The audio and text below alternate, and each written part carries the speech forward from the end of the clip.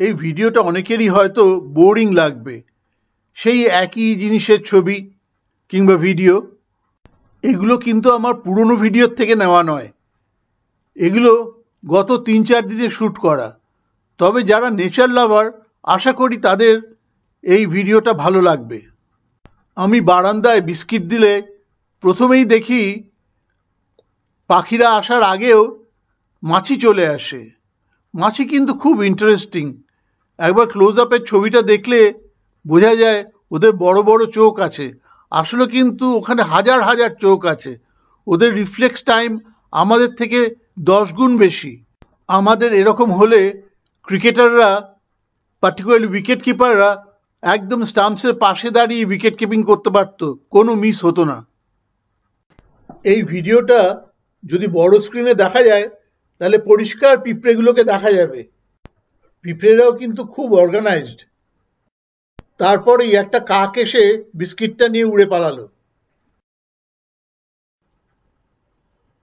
আমাদের বাড়ির একতলাটা যাদের, সে হলো আমাদের কলেজেরই আমার সিনিয়র দাদা। বৌদি রোজ একই সময়েই ওদের দুপুরের লেফট ওভার্স কাকেদের খাওয়ায়। আর আশ্চর্যের ব্যাপার, এই সময়টা মোটামুটি একই থাকে, তাই কাকেরা খাবার দেওয়ার আগেই আমাদের মেট্রো রেলের রেলিংয়ে এসে বসতে শুরু করে। আর খাবার দিলে তো কথাই নেই, সবাই একেবারে ঝাঁপিয়ে পড়ে। আর দেখতেই পাচ্ছেন, এ একেবারে কেবা আগে খাবার করিবে সাবার, তারই লাগে কাড়াকাড়ি। কিন্তু এর মধ্যেই চক্রবুহে অভিমন্যুর প্রবেশ ঘটে। তবে এ অভিমন্যু যে সে অভিমন্যু নয়, এ খেয়ে দিয়ে আবার চক্রবুহ ভেদ করে বেরিয়ে যায়। অভিমন্যুর মতো প্রাণ দেয় না।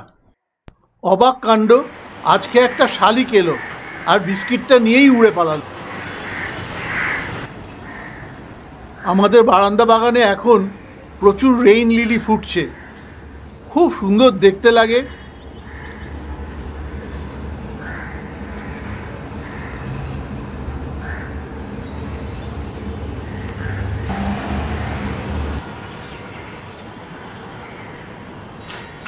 এখন তো প্রায় রোজই বৃষ্টি হচ্ছে, আর ম্যান্ডারিনগুলো প্রচুর হয়েছে গাছে, তাছাড়াও অন্যান্য ফুলও ফুটছে।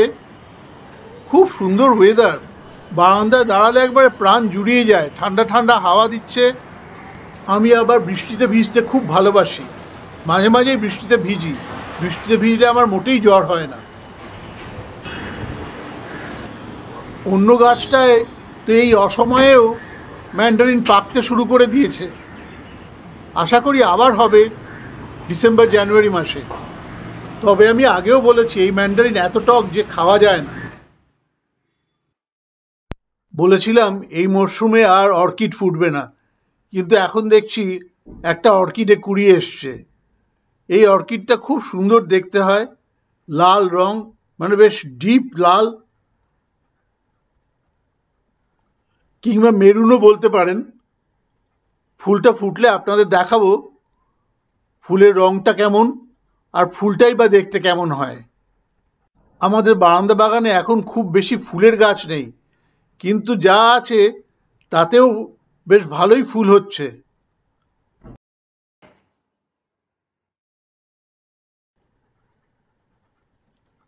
আর এই দেখুন, অর্কিডটা ফুটেছে আর রংটা ভারী সুন্দর। অ্যাজ সাচ পুরো অর্কিডটাকেই খুব সুন্দর দেখতে। আমি অবশ্যই অর্কিডটার নাম জানি না, সব অর্কিডের নাম আছে, এক্সপার্টরা বলতে পারবে।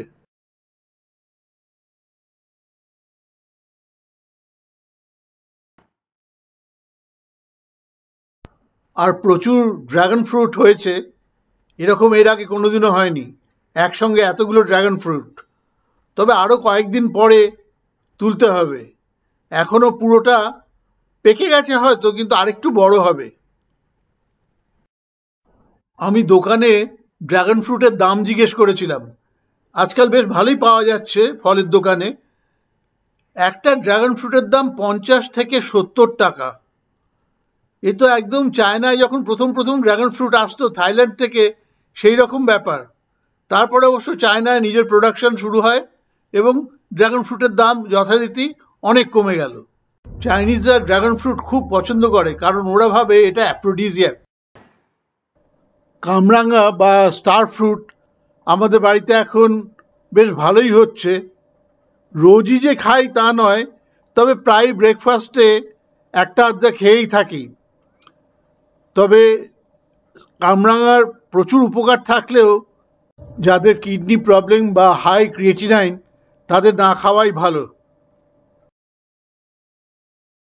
আর কাক তো আমাদের রেগুলার গেস্ট, রোজই আসে, খেয়ে দিয়ে চলে যায়। তবে আমি দেখলাম কাককে যদি বিস্কিট আর বাদাম দিই, তাহলে কাক কিন্তু বাদাম সেরকম ছুঁয়ে দেখে না, বিস্কিটই ওর পছন্দ। এই দেখুন বিস্কিট নিয়ে কেমন উড়ে পালালো। আর কাঠবেড়ালিও এখন রেগুলার আসে। এই দেখুন না, এটা হলো আমাদের অর্কিডের গোড়ায় যে নারকেলের ছোবড়া দেওয়া হয়, সেই ছোবড়া নিয়ে পালিয়ে গেল, নিশ্চয়ই বাসা বানাবে। ভালো করে কাঠবেড়ালির ছবিটা দেখুন। আমি জানি না কে এই কাঠবেড়ালির নাম কাঠবেড়ালি দিয়েছিল, বেড়ালের সঙ্গে তো কোনো সম্পর্কই নেই। এটা একটা ছোট কাঠবেড়ালি, রিসেন্টলি আসা শুরু করেছে, আর ওর সব থেকে বেশি সাহস। কিংবা হয়তো জানে না মানুষ দরকারে অদরকারে কতটা খারাপ হতে পারে। আবার ফিরে আসি কাঠবেড়ালির নামকরণ নিয়ে। কাঠবেড়ালির মুখটা তো একদম ইঁদুরের মতো, আর পেছনের পা দুটো একদম ক্যাঙারু। কাঠবেড়ালির নাম হওয়া উচিত ছিল ক্যাঙারি ইঁদুর। সুকুমার রায়ের বকচ্ছপ বা হাঁসঝাড়ুর জলজ্যান্ত উদাহরণ। ইংরেজিতেও এর নাম হওয়া উচিত ছিল ক্যাঙার্যাট, মানে ক্যাঙারু আর র্যাটের ব্লেন্ড। সুকুমার রায় ইংরেজিতে কবিতা লিখলে নিশ্চয়ই লিখতেন, oh holy spirit, what is that, neither a kangaroo nor a rat.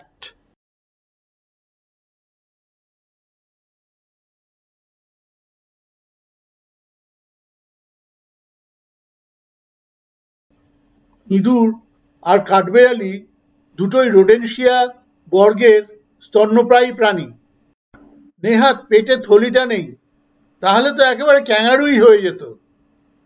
Rodent হলো সেই প্রাণীগুলো যাদের দাঁত সারা জীবন ধরে বড় হতে থাকে, আর তারা সবসময় কিছু না কিছু কাটতে থাকে যাতে দাঁতের ক্ষয় হয়। ইঁদুর যে সবসময় খাবার জন্য জিনিস কাটে তা নয়, এটা ওদের দাঁতকে কন্ট্রোলে রাখার জন্যে ওদের কিছু না কিছু কাটতেই হয়।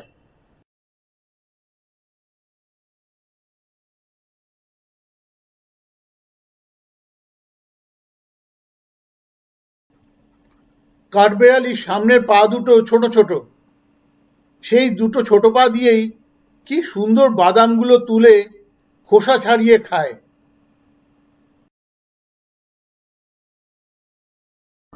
কাক যেমন বিস্কিট খেতে পছন্দ করে, কাঠবেড়ালি কিন্তু বাদাম খেতে বেশি ভালোবাসে। বাদাম আর বিস্কিট দিলে কাঠবেড়ালি বাদামই খায়।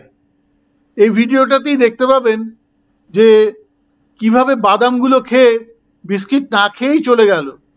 বাদাম খাওয়া শেষ হওয়ার পরে আরো খুঁজছিল আর বাদাম আছে কিনা।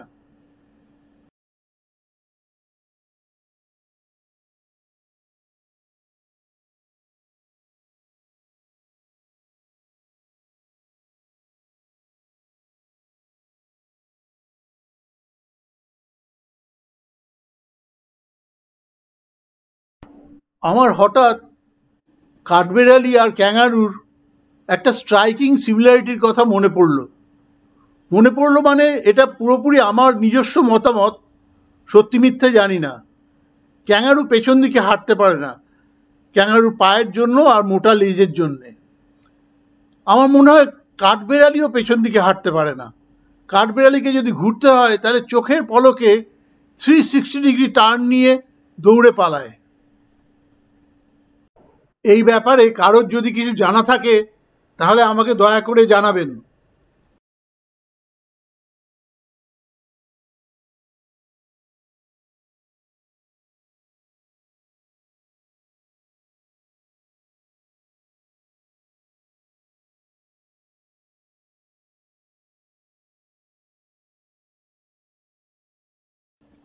আমাদের বাড়ির দুটো বারান্দা, একটা বারান্দায় আমি কাকেদের বিস্কিট দিই, আর সেখানে কাঠবেড়ালি আসার আগেই কাক বিস্কিট খেয়ে চলে যায়, কাঠবেড়ালি বেচারা কিছুই পায় না।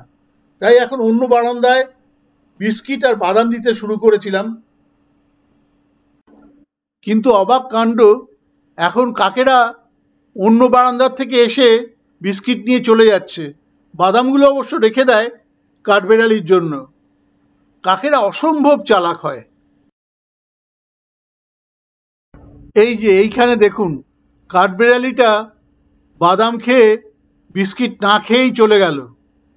খোঁজাখুঁজি করলো বাদাম শেষ হয়ে যাবার পরে।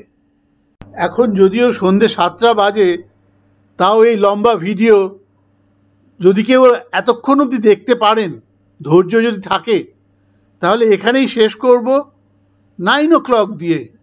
আমাদের বারান্দা বাগানে এখন রোজই প্রচুর 9 o'clock ফুটছে। অনেক অনেক ধন্যবাদ ভিডিওটা এতক্ষণ দেখার জন্য। বুঝতেই পারছি আমার মতো আপনারও কোনো কাজ নেই।